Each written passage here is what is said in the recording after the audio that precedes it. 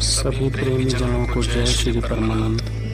जब से मनुष्य इस धरती पर आया है, अनेक प्रश्न उसके मन में उठते रहे हैं, जैसे वह कौन है, किसने उसे बनाया है, उसका यहाँ आना एक स्वाभाविक क्रिया है या उसको बनाने वाला कोई और है। यदि उसको बनाने वाला कोई और है तो इसके पीछे उद्देश्य क्या है। इन सभी प्रश्नों को लेकर गुरु महाराज से प्रार्थना की तो यह इस चैनल के बनाने का उद्देश्य सिद्ध हुआ। आप सभी से प्रार्थना है कि स्वयं के कल्याण के लिए चैनल को सब्सक्राइब करें तथा अन्य औरों के भले के लिए शेयर अवश्य करें। जय श्री परमानंद। स्वागत है आप सभी का संतमत सत्संग बगोला के इस मंच पर।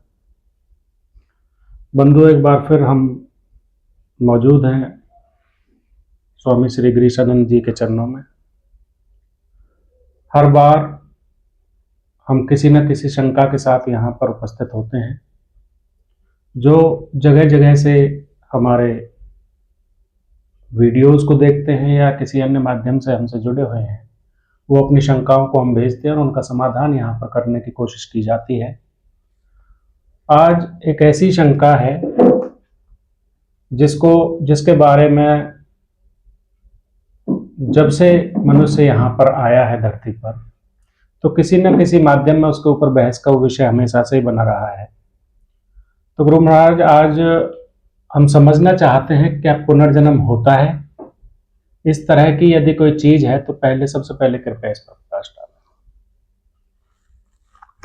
मेरी प्यारी प्यारी आत्माओं, आप सब कैसे हैं? मैं समझता हूँ ठीक होंगे। और भी मैं मालिक से प्रार्थना करूंगा कि आप अपने जीवन में ठीक हों, आपकी झोलियां आनंद से, खुशियों से और धन धान से परिपूर्ण हों, ऐसी मेरी कामना है। तो आज जिन्होंने भी प्रश्न किया है उनका नाम नहीं आया है, तो मैं जो समझा, क्या ये जीवात्मा पूर्व जन्म लेती है? क्या ये जन्म मरण का चक्र है जो संतों ने बताया है? तो क्यों है तो कैसे है तो हम समझें कैसे? क्योंकि इन सब के कोई प्रमाण नहीं होते। हाथ से पकड़ करके इस विषय को दिखाया नहीं जा सकता है। संतों के तर्कों के माध्यम से, वेद शास्त्र के माध्यम से, अन्य धर्मों के माध्यम से इन बातों को जो लिया गया है, सभी संतों ने समझाया है, तो उन्हीं के माध्यम से इसको समझाने का प्रयास किया जाएगा जी कि पुनर्जन्म होता है। पहली शर्त है कि पुनर्जन्म होता है और इसका प्रमाण है। अब प्रमाण मैं प्रस्तुत करूंगा आपके सामने। तो प्रमाण यह है कि यदि पुनर्जन्म न होता तो हमको ये बताता कौन कि पुनर्जन्म होता है। यदि पुनर्जन्म न होता तो एक बच्चा 5 साल का, 4 साल का, जिसे हिंदी के शब्दों का भी ज्ञान नहीं है, वो अच्छी इंग्लिश बोलता है। एक बच्चा बाहर रोड पर बैठे बैठे कहता है मैं यहां का नहीं हूं, ये हमारा घर नहीं है, मुझे अपने घर ले चलो, मुझे अपने घर ले चलो। और जब उस बच्चे को घर ले जाया जाता है तो वो वैसा ही वहां पाया जाता है जैसा बच्चे ने बताया। तो हम सबसे पहले एक संत की वाणी से स्टार्ट करेंगे। तुलसीदास जी बड़े सुंदर भाव में, बड़ा सुंदर इसका चित्रण करते हैं कि कबहू के करि करुणा नर देहि, कबहू के करि करुणा नर देहि।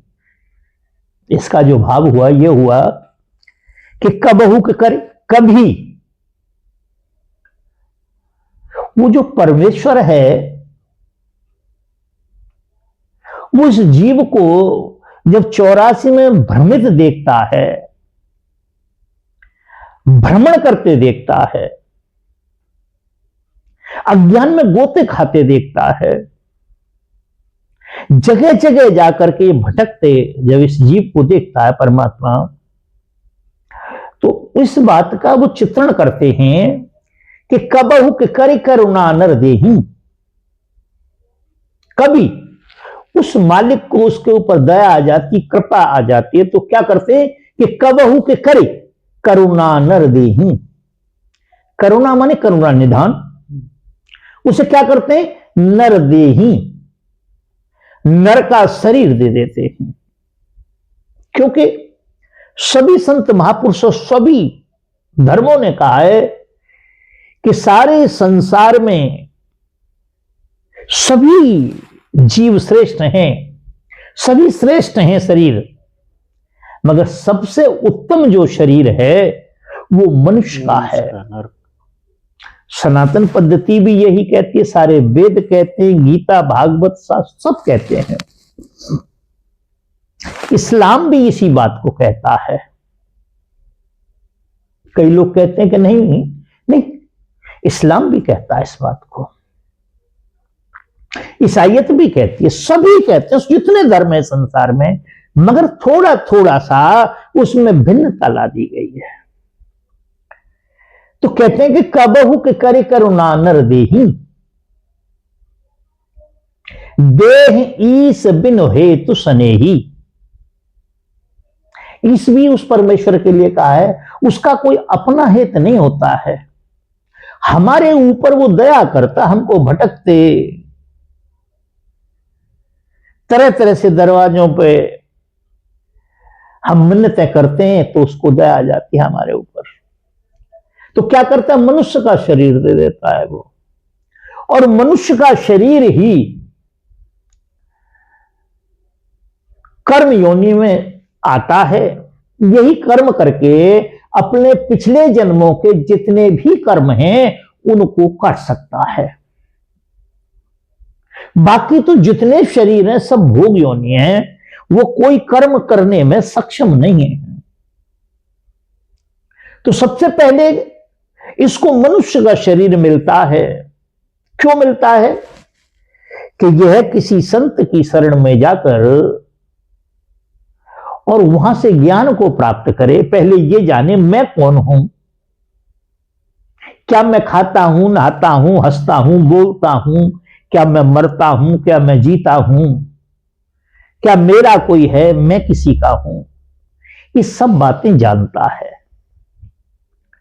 उसके बाद फिर सांसारिक विद्याओं को जानता है, संसार में कैसे शांत रहा जाए, संसार में रहते हुए परमात्मा की प्राप्ति कैसे हो सकती है, इन सब बातों को जान के संतों की शरण में जाकर के वो जानता है। तो संत उसे बताते हैं कि आप जो माने बैठे हैं वो आप नहीं है, वो केवल आपकी मान्यता है।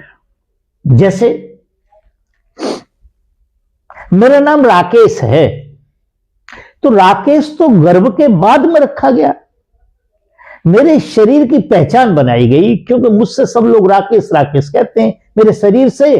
तो जब कोई राकेश नाम लेता है तो मैं उस तरफ मेरा ध्यान चला जाता है, भाई शायद मुझसे कुछ कह रहा है। अगर वहां 20 राकेश हो तो सबका ध्यान उस तरफ चला जाएगा। शरीरों का नाम राकेश, शरीरों का नाम। तो संत कहते हैं कि नहीं, तुम शरीर नहीं हो, तुम राकेश नहीं हो। राकेश तो किसी आचार्य ने नाम रखा तुम्हारा, किसी मौलवी ने नाम रखा, किसी पाठी ने नाम रखा, किसी फादर ने नाम रखा। क्या उससे पहले आप नहीं थे? जिस दिन आप गर्भ से बाहर आए उस दिन भी आप थे। और जिस दिन आप अपने पिता के माध्यम से अपनी मां के गर्भ के अंदर गए थे, उस दिन भी आप थे। उस दिन कोई चेहरा बोरा कुछ नहीं था आपका, और ना कोई देख सकता है। अगर देखना होता है तो कोई एक अलग से यंत्र होते हैं, उनके माध्यम से देखा जाता है। तो तब तो नाम आपका राजेश, राकेश या सुरेंद्र नहीं था। तो बाहर आने के बाद तो संत बताते हैं कि नहीं, ये राकेश, सुरेंद्र और राजेश नाम आपका नहीं है, शरीर का नाम है, और आप शरीर नहीं है। आप इसमें रहने वाली, इसको चलाने वाली और इसको भूख लगाने वाली, इसको खिलाने वाली, इसको चिंतन और मनन कराने वाली, अच्छा और बुरा कराने वाली आत्मा है। क्या है? आप आत्मा है। और आत्मा में किसी प्रकार का भी कोई द्वंद्व नहीं है, आत्मा के अंदर कोई मैल नहीं है, आत्मा के अंदर कोई क्रिया नहीं है, आत्मा में कोई डर नहीं है, कोई भय नहीं है, कोई लालच नहीं है। तो फिर व्यक्ति कहता है जब ये कोई लक्षण उस समय नहीं है तो फिर करता कौन है इसमें? तो संत कहते हैं कि इसमें जो करता है उसको भी जान। ये जो शरीर है आपका, इसको कहते हैं स्थूल। इस स्थूल शरीर के अंदर सूक्ष्म शरीर बैठा है, जिसे मन भी कहा जाता है। क्या? जिसको मन भी कहा जाता है, जिसको बुद्धि भी कहा जाता है, जिसको चित्त भी कहा जाता है, जिसको अहम भी कहा जाता है। मगर ये भी अपने आप काम नहीं करते, इनके ऊपर गुणों का प्रभाव पड़ता है।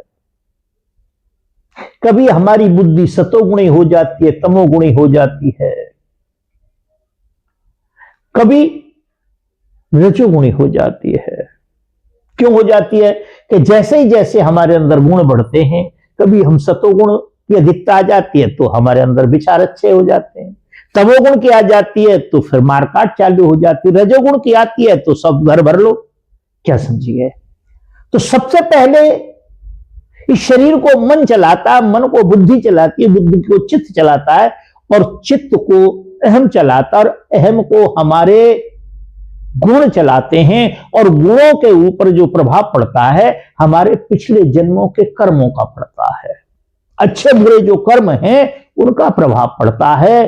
तो ये सब जो चीजें हैं ये मरने और जीने वाली हैं, केवल एक को छोड़ के, जिसका नाम मन है। बाकी सब शांत हो जाते हैं, यह शांत नहीं होता है।